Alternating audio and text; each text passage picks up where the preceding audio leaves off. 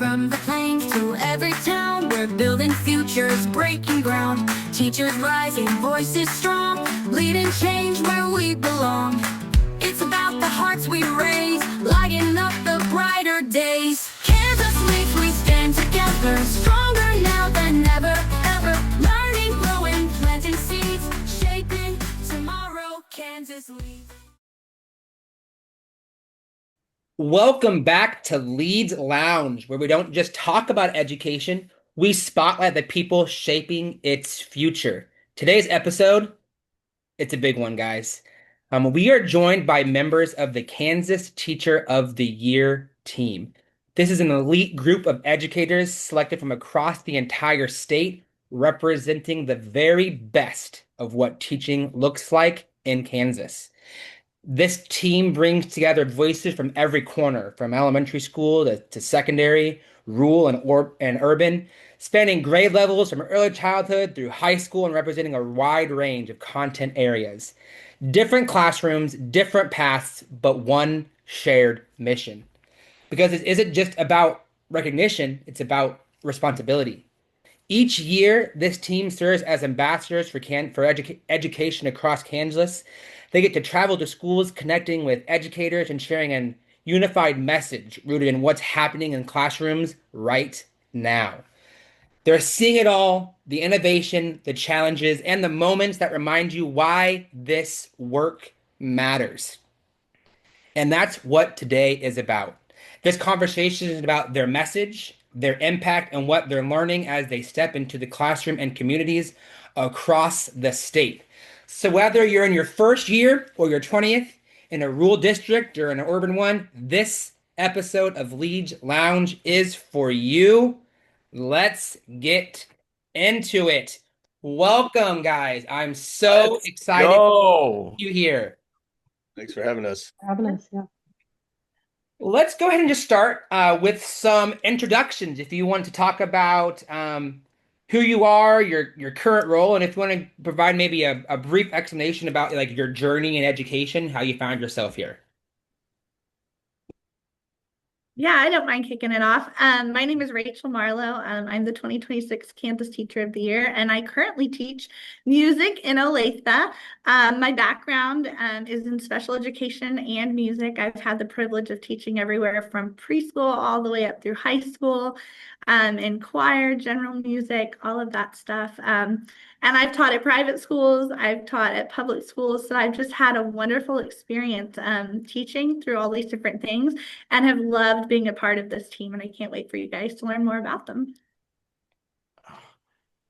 First of all, congratulations, Rachel. Thank you Really so much. super proud of you. It's been a fun year.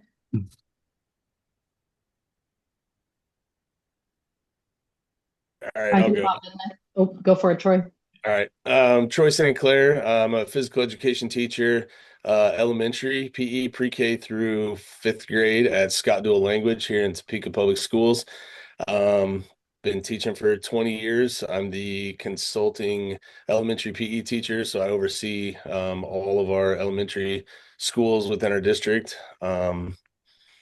Just finished up my leadership program. Actually, I have 2 classes next week to finish it up. So I will have the opportunity to take my administrative test and see if that's a pathway that I want to continue on or continue doing what I love and teaching. So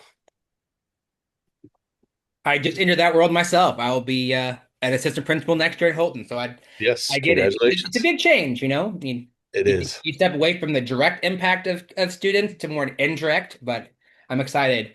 Julie, how about you introduce yourself? Yeah, I'm Julie Smith, and I teach 9th through 12th graders at Santa Fe Trail High School in the media design and communications pathway. So think photography, yearbook, personal finance, also graphic design. I started teaching in 2006 and taught there in Bartlesville, Oklahoma. That's where I got my start for 7 years. And then had a couple of kids, decided to stay at home, took a 10-year hiatus, did some children's ministry work, and then got a cold call 4 years ago in that shortage, after COVID. And they said, hey, do you want to come teach? We heard you used to be certified. So got recertified, jumped back into teaching in 2022 and been loving it ever since. Beautiful. Lauren, take it away. Hey, so my name is Lauren Sage. I am a high school science teacher, teach biology and environmental science. I'm both to kind of general education classrooms and then also with multilingual learners with sheltered classrooms as well. This is my 6th year that I'm finishing out at Schlegel High School in KCK. Feel very privileged to be there and to be in this awesome group of educators. So good to have you, Lauren. All right. Finish us off here, Susan. Hey, my Hey. name is Susan Rogers. I just finished up my 8th year teaching. I teach in Derby, Kansas. And let's see, I started off my first year teaching 5th grade and then made the switch to first. And so I've been in first ever since. And I kind of took a long journey to becoming a teacher. I spent years as an Army wife, and so that involved frequent moves, and I got my bachelor's in history in Alaska, and then K-State had this opportunity to go back and get your master's and get a teaching degree, and so I did that, and so I've loved every minute ever since. Susan, I feel like I know you, but then every time I talk to you, I just learn there's so many layers to a Susan Rogers about life and what you've done. It's She has absolutely definitely reached that Paul Bunyan status that Susan is a true legend. Like she is, I aspire to be exactly like Susan Rogers. Oh my goodness, the same goes to you two. You guys, every time I see you, you guys inspire me, and I'm so excited that these two different groups get to connect, and my friends finally get to meet you. So Here's how I think I'm going to run this. Instead of just asking a question, saying who wants to answer, maybe some questions will direct at certain people. That way, kind of everybody has some opportunity to talk, and there's not the awkward pause of who's going to talk first. So Troy, let's start with you. What did it mean to you personally to be selected as part of that Kansas Teacher of the Year team? What did that mean for you personally? Personally, at first, I had a hard time accepting it. I just saw myself as an educator when I got the nomination. It was kind of a question like, why me? Like, I know there's so many great educators out there. Why me for the district? And it took a little while to settle in. And a lot of people, a lot of former, Kansas Teachers of the Year within our district like telling me over and over, no, you are the Kansas Teacher of the Year for our district, like own it. And it took a while for that to settle in. And once it did, and I finally embraced it, joining up with my team, just realizing that there's other educators out there that are very like-minded and have a positive message, traveling around seeing districts and stuff like that, the great things going on really impacted me. And once I accepted that role as a leader for education and a voice for education, I found it being very powerful and positive in how I speak about education. Kind of gave me a voice that I really didn't know I had. I love to talk, and everybody in my group knows that I have no problem talking. Um, but I didn't feel like I spoke out for education as much until kind of given this platform to do it. And now I have no problem speaking about education, the great things that are going on, and the struggles that we're still fighting every day. So it's been a very powerful nomination, and I've been honored to be a part of this team. you know what's been so cool is, Troy, you're exactly right. Like after you get nominated by your district, then comes like the crazy part of like the process for, submitting all the things that the state needs. And part of that process included like, okay, talk about the cool things you've done in your classroom. And that was so out of my comfort zone because Yeah. the people in my district, they were like, well, you've done this, and you're like, oh wow, I really have done those things. So I think it was really cool to stop and reflect about like, wow, like, and that goes for every teacher. Every teacher. I think we just keep going and going and get in the swing of things, that we don't stop to reflect and be like, wow, that really was a cool thing that we did together. Yeah, Agree. I agree with you, Susan. It's been really fun too to go to your colleagues and be like, help me. Like, what have I done? And hearing people kind of reflect that back, because so often you're just like, this is my daily life. This is what I do. I'm pouring into my kids. And very rarely do we stop and turn back and look and see what we've done or even realize the impact that we've maybe made on our community and our students. So yeah, that's exactly right. Teachers are really good at uplifting and spotlighting others, but the second the spotlight gets turned on us, oftentimes it's a little uncomfy all of a sudden. Yes. Humility definitely is one of those the strengths that all teachers have. Like it's hard to be our own advocate. Like we have no problem yelling from the mountaintops for every single one of our colleagues, but when it comes to like tell us about you, that really is difficult. So no, you guys definitely worthy. We're so proud of you. But working in this world with KTOY teams, and my wife's a Milken educator, so I have connections there too. One common theme whenever you talk to anyone that's gotten an award like this, every single person is like, no, not somebody else. Like Yeah. there's somebody else that is better, has done more, that deserves this more than me. It's just a common theme that everybody has, and I think it goes to show just who teachers are as people. It's all about Yeah. other people. Selfless in nature. So perfect. Definitely. And both things can be true. Like, I think, one of the things we found traveling around the state was that there are so many amazing educators that it's like that we don't have enough awards to give out, to all the people who are doing truly great things. Yeah. Well said.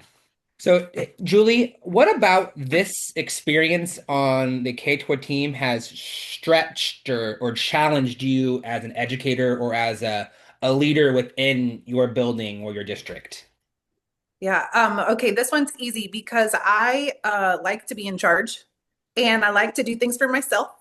Of course, I need help, but I don't like to admit that I need help. So this school year, being gone so much, I had to rely on a lot of other people to do things I normally would have handled myself.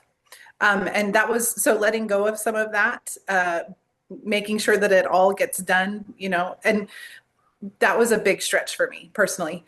And then I think what came out of it was watching. So I lead yearbook, and so if you know anything about yearbook, it's a team effort. These kids don't just work in the classroom; they work outside the classroom too. And listening to the ways that they took ownership of things and the ways that they showed up when I normally would have to make sure it got done, like they rose to the occasion, and I loved seeing that. My coworkers were amazing. They picked up so much slack this year for me, just checking in on my kids, checking in on my subs. Didn't have the same person in the classroom every day. So that was crazy. Letting go of some of that, like desire to do it my way was a big stretch, but also really good for the kids. I've learned that when you have the right management, when you have the right mix of kids, like they just step up. Like Mhm. students can achieve so much more than I think Oh, yes. even this group of people knows that they're capable of. And you give them the challenge, and then so often they just rise to that challenge. You just got to give them the opportunity. Yep, I agree. I'm looking forward to this year too, knowing that I had that experience, knowing that it's okay to let go of more of the reins and let the kids have them. I think my FBLA kids did the same thing. That leadership team carried the chapter this year, especially this semester. This is our heavy season for FBLA involvement and competition and campaigning and all the things. And they really ran with it. So I'm going to continue to do that, in years, even when I'm not traveling with KTOY. Love it because that is our main goal is to Mhm. I want to prepare you to not need me. Yes, I want to empower you. I want to build leaders. And that's something like I absolutely. know Troy working with pre-K, Susan with first grade, me with kindergarten. That's we hear so often that those primary students like they're not able to do that. They're not, but as Jordan said, when you release that, when you give them the opportunity to shine, they step up 100%. Yep. Yeah. They'll surprise you every day. good And or they're bad. So true. and they're so proud when they accomplish something, and there's that like ownership of I did it myself, and just watching their face light up when they show their peers or they show their families, like look what we did. Like, yeah, it's definitely been a really cool thing. I always end the year with wax museum. The kids there's they choose a historical figure, they make a speech, they make a poster. One, because it's a great way to keep them motivated right up to the end, because it's self-paced activity. And hey, guys, your parents are coming on Monday, and they're going to listen to whatever you have, right? And so it's self-motivating from that standpoint. But there's so many kids that like they're so scared to like talk in front of people. They don't think they can do, but they all step up at that project. They wear costumes, they make a poster, they make a speech. Like it just it's amazing to see. So Yep. I tell my kids all the time, it's like really normal to be nervous to do that, to speak in front of others. That's really normal. You can do it anyway. Do it anyway. Do it scared. I always tell my students, nerves mean you care.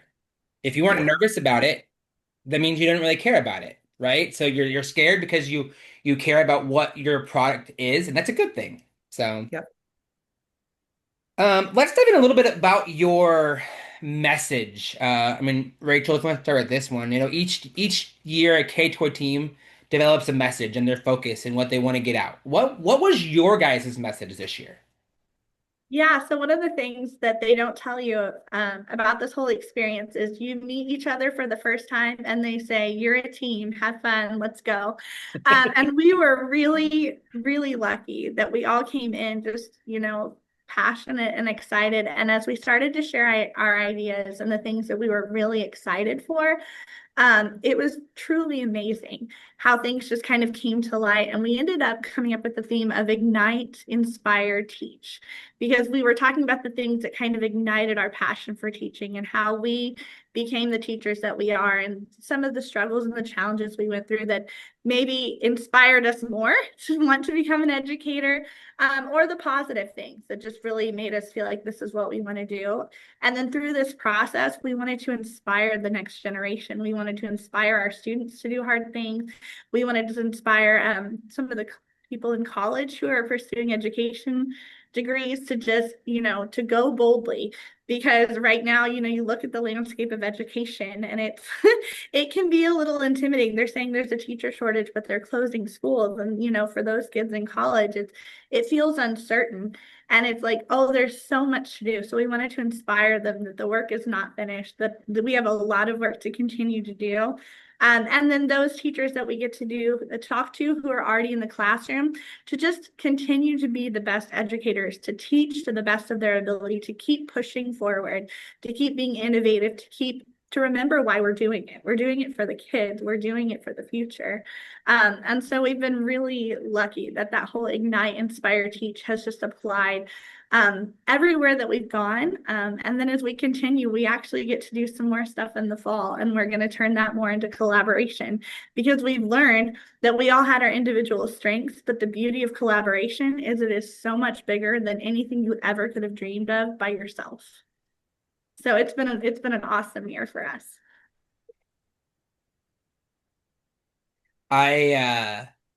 One of the things about education, you talk about like our legacy, and it's our jobs are hard in the essence is oftentimes we don't get to see the flowers bloom, right? Like we plant the seeds, we help them be successful, we try to give them skills to be successful, and then we send them on to the next grade.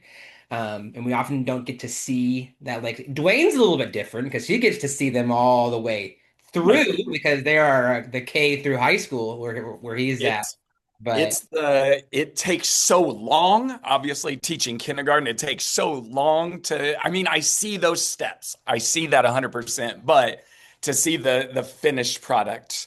But I do fortunate enough to teach in a district where we are pre-K 12 all on one campus. So I get to see those kids that I had in kindergarten 12, 13 years ago still over at least once a week. So that's a good bonus that I get.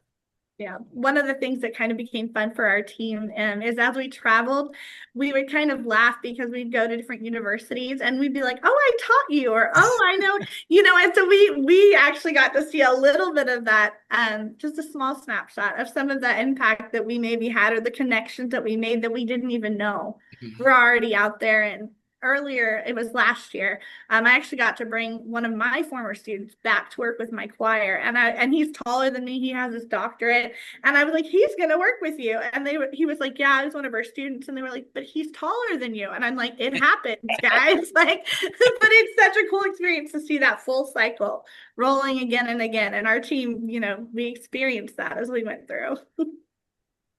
Something we discovered too, as we were all kind of sharing our pieces and our presentation, and I think it took us a couple visits until we were like, hang on a second. But each of us in our stories had this common thread of just the importance of relationships. And so when we're talking about, running into our former students and having that, like, wow, I really did make an impact, is because of those relationships. And so it was a really good reminder for us that, we hear it all the time, in teacher call, like relationship, but what does that really look like? Practically, what does that look like? And so it was just a really good reminder that, relationships truly are important and the reason why we do what we do. One of the things I do, I go to graduation every year. So Mhm. I get to see my kid, and just when you run into those students like after they've graduated and they're like, oh my goodness, like you're here this year. So I used to have a class bunny named Sniffles. And this year that they just graduated, we actually had to put Sniffles to sleep that year. And so one of they all got a picture with Sniffles, and they all got like a little paw print of Sniffles and all these things. Well, those pictures came across my feed this year on my phone. So I printed them all off and wrote each student like a little short message and like gave them a picture of themselves in fourth grade. And it just like something that you could just like that impact meant a lot more than even I knew it was going to. Like you don't know what little thing you can do that just has this massive ripple effect. And then to you, it was just something small. Like I spent like $2 and print off some pictures, but it meant something to them. Troy, you want to share a little bit about your kiddos and those little things? Like the what little things Like with specifically? well, I mean, gosh, there's Grumpy so cat. many that you included, but yeah, like your guy on his birthday and Oh, Yeah, this sounds like it's leading somewhere. just I'm gonna go get some my of popcorn. the photos we ended up doing. We had a friend that was turning 6 years old, and so he ended up telling his mom he wanted to wear gold. So he ended up getting his mom got him a gold suit, a crown, and a staff and everything. So he shows up in his whole gold suit, gold shoes, everything for class. And my co-teacher and I both take a photo of him, and we both ended up putting it into AI differently. And so I ended up creating a photo of him sitting on a gold throne on a stack of gold everywhere, and a six on top of the throne that he's sitting on.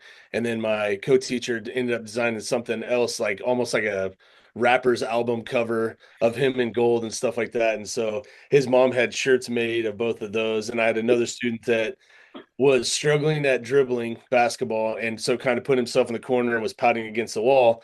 And I heard someone, I think the classroom teacher called him Grumpy Cat at one point, and he did kind of look like Grumpy Cat. So while he was over there, I took a snapshot of him and said, "Turn the student into Grumpy Cat." And as he was not wanting to do it, I walk over and just kind of flashed a picture. I said, "You want to see what I created?" And everybody else wanted to see it. And I'm like, "Nope, get away." So I showed it to him, and he laughed and kind of pushed me away a little bit. And I said, "You just work over here." And I said, "I'm not going to show anybody else. That's our secret." And so he worked on dribbling for a little bit and kept him privately. Well, the very next day, we were doing dribbling again. He comes out of the classroom as we pick him up, and he says, "Hey, can I tell you a secret?" I'm like, "Yeah." He's like, "I'm not as grumpy today." And I'm like, "All right, cool." And so it was kind of a running joke. Anytime he would get to that moment to where he didn't want to try something, I was like, "Do I need to get the picture out?" And he'd be like, "No." He'd start laughing, and it kind of just changed his mood. So just little things like that that you don't realize are going to have that big of an impact can turn a student's day around or a whole year around. So I love how you're going back from fourth grade all the way to graduation. That's awesome.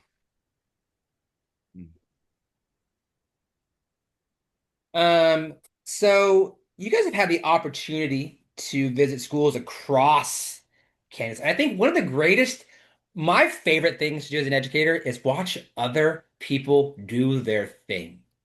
And we don't get to do that enough, right? Just watch other people work because then you just learn. And the story I always tell is like when I graduated college, I thought there was two ways to do guided reading.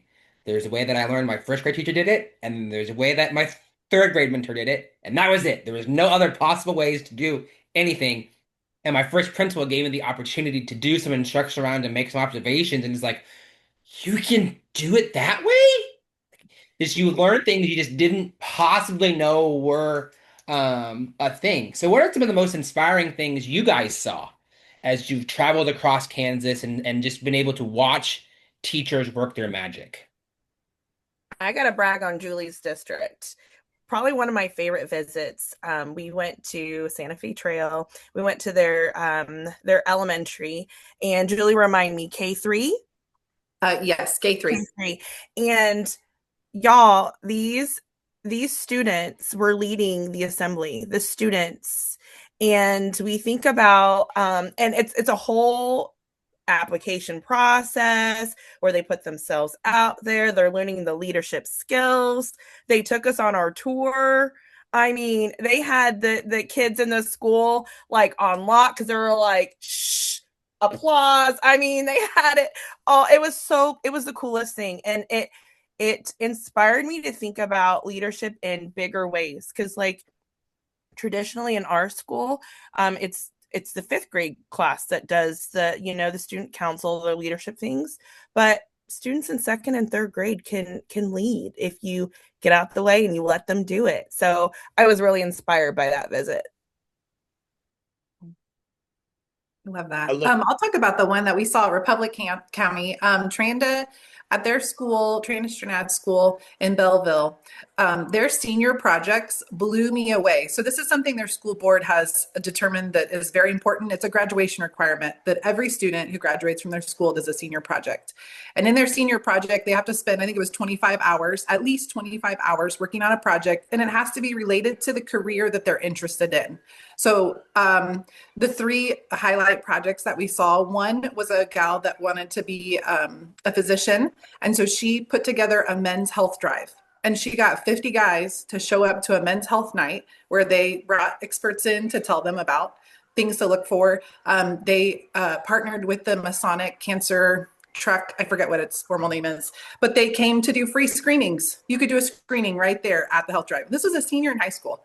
Another one, she did Charlie Mike. Is that what it's called, Susan? Charlie Mike kits, right? Continue Mission is what that stands for in the military. And they are bags that are filled with mental health support materials. So places they can call, people they can connect with to help them if they're struggling with mental health, specifically for military members or former military.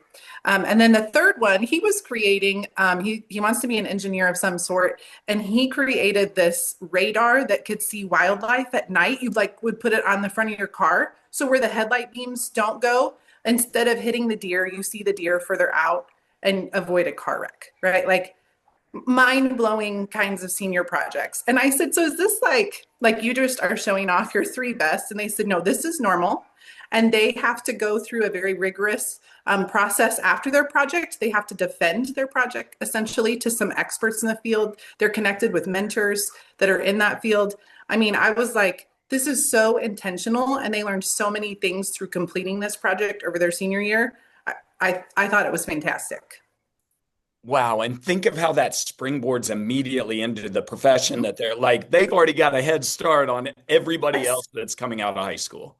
Absolutely. Wow. And one of the requirements for that program too is that they had to collaborate with someone who was not someone they already knew, like people trying to be like, well, I want to do this with my uncle. It's like, nope, you need to actually push yourself out of your comfort zone and collaborate with a professional who you do not already know. And I think that theme of collaboration was something that I was just seeing across all of the buildings. It was like really, really inspiring to see, because I know, back when most of us were in school, it was very like you're sitting at your own desk and you're doing your own work. And all of the research just points to the fact that kids learn better when they're talking, when they're collaborating with that social element. And we just kept seeing it in building after building after building that, the work and the magic happens when kids are working together. Mm-hmm. And it's so fun because everywhere we went, there would always be us taking pictures of things that inspired us. And it wasn't necessarily even in the field that we taught. Like I came back to my school and I was like, I have so many cool ideas. And our school building is about to be rebuilt. And I'm like, I've got so many cool ideas. If we have a little space that we can do this. And so, like you guys said, just getting out and seeing what other teachers are doing and being able to bring it back and inspire those who are more closely connected with has just been it's been a wonderful opportunity, and just it's cool that we can share it with the other professionals in our space. Oh, and one other I saw that I think we should mention. This was a teacher in Heston. Heston? No, that's wrong. No, it was Heston, the cross country coach that's teaching teachers. Was that Heston? No, it was No, that was, are you thinking of Quinter? Quinter. It was Quinter. Yes. Yeah, that's right. He was the cross country coach in Quinter. Okay. So he has in high school, you have classes that belong to certain future careers. This is the first time I've seen one. Teachers in high school, they're prepping them for the teacher profession in high school. And so they actually are teaching lessons to their peers. Some of them because they're interested in secondary education. Some of the others, were teaching whatever grade level they wanted to, but they actually write, prepare, and deliver little mini lessons. And then he's talking about all the professional development stuff that goes along with it too. And these kids had the most insightful questions, I felt like, for our team. They did a little panel of questions. And I loved seeing that. I would love to see that in more high schools.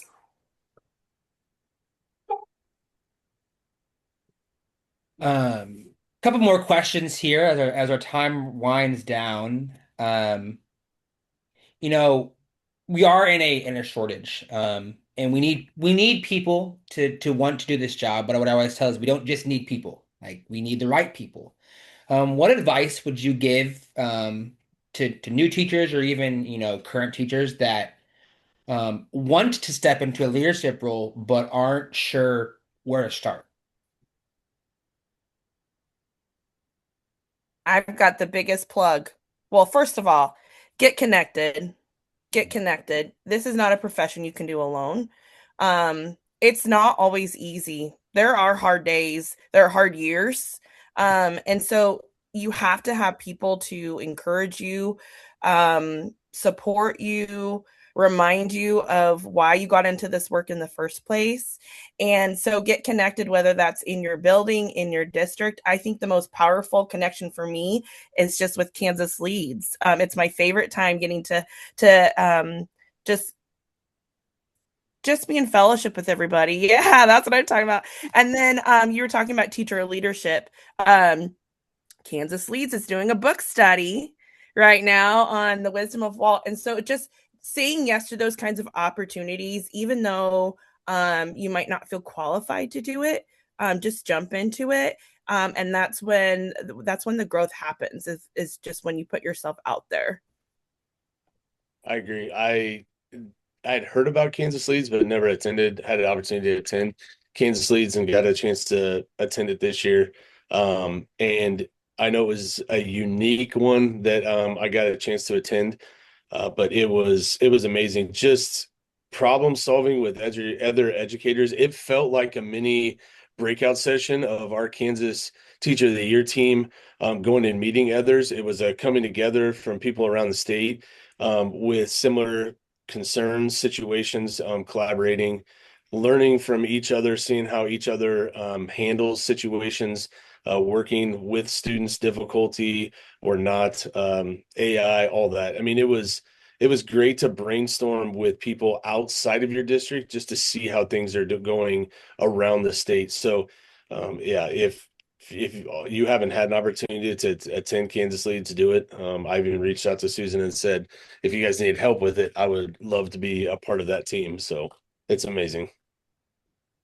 And one of the things that with our team that we've talked about several times is getting comfortable with the uncomfortable, because this whole experience is uncomfortable to talk about yourself. It's uncomfortable to go places you've never been before, but to kind of lean in and really just take in all of those experiences. And like Susan said, say yes.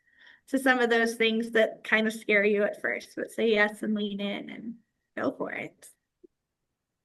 Yeah, I think in that same vein, like to kind of trust your gut, you know, if you're feeling like, hey, I think I could really add something, or I think I've got something to say, or this thing needs to be done and no one else is doing it or advocating for it, then it means it's time for you to step up and to do that. You know, and I think a lot of the time as teachers, we maybe we're not as excited to work with adults as we are to work with kids, right? That's why we're teachers, because we like working with kids. But I think, you know, when you're thinking about these sorts of leadership things, to remember that the collaboration that we need to see in our classrooms and we know is so important in our classrooms, it's just as important for us as adults. And, you know, we have to be able to trust and work in good faith with the adults and the other professionals within our building in order to make the changes that we need to see for our students. So, yeah, don't be afraid to work with adults, I guess. We encourage our students all the time to take risks and step out of their, and we need to be the role model for that. And we need to do that ourselves. 100%. I think I would tell new teachers to the profession to keep going. It is, like Susan said, some years are harder than others. So keep going. I think if you're looking at leadership roles or how to be a leader right where you are, who did you encourage today? Did you walk across the hall and ask, you know, how's your day going? Who did you encourage today by asking, you know, what's something you did recently that really got you excited? So I think doing that in your building, like right where you are, is a great way to lead, and just costs you a little bit of time and investment in the people around you. And it makes a huge difference for your building and for how they feel about where they work. As we wind down here, guys, I just want to thank you again for the time you guys took out of your summers. You know, I know, you know, those are precious days to some of us, and thanks for taking time to join us here, as we like to affectionately call it, the lounge. You join us in the lounge today. So, and also thank you for all you do for educators and students and just promoting this wonderful profession. I can't thank you enough for those things. Dwayne, we got less than a minute, so you want to take us away? Well, thank you again. Thank you guys for taking the time to be with us. And to our listeners, from our classroom to yours, we see you, we get you, and we're right there with you. Keep changing the world, one child at a time. We'll see you next time in the lounge.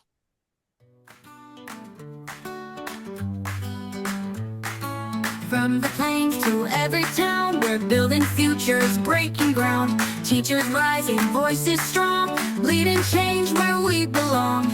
It's about the hearts we raise, lighting up the brighter days. Kansas leads, we stand together.